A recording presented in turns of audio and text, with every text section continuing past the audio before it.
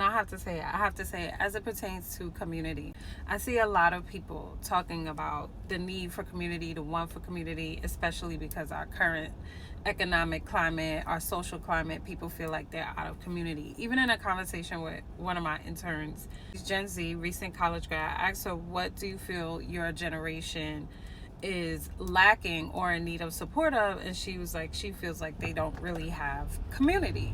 And I can understand that a lot of them finishing high school, going into college at the start of the pandemic, building that networking muscle wasn't truly available to them in the way that would be impactful, especially at such a critical developmental stage.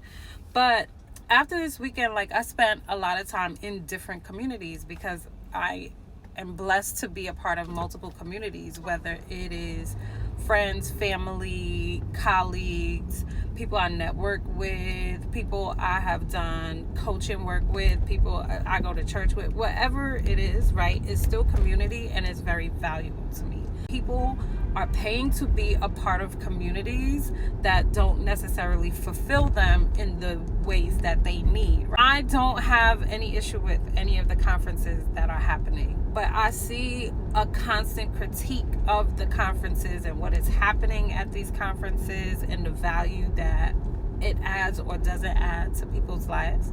But people pay to be a part of those communities, and so the expectation in what they receive, especially at a time like this when people could potentially be pinching pennies and life doesn't feel abundant for them, like, I understand why that's a concern. And I feel like y'all are paying to be a part of these communities because they're attractive. It gives the full sense of proximity. And so the communities that need you, the communities that you should be giving to, don't really seem sexy, like your local church, like your local pantry.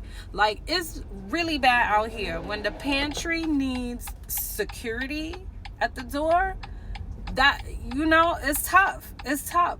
And so these are the communities that need to be built, that will feel fulfilling, that will feel like they're nourishing you or giving back to you. But no one wants to be a part of those communities because it's not sexy. It doesn't give the full sense of proximity to wealth. And so I just want you to think about that on this Tuesday. Like, what communities are you choosing? What communities are you sowing into, giving into? What communities are you trying to buy your way through and it's not really adding value to your life?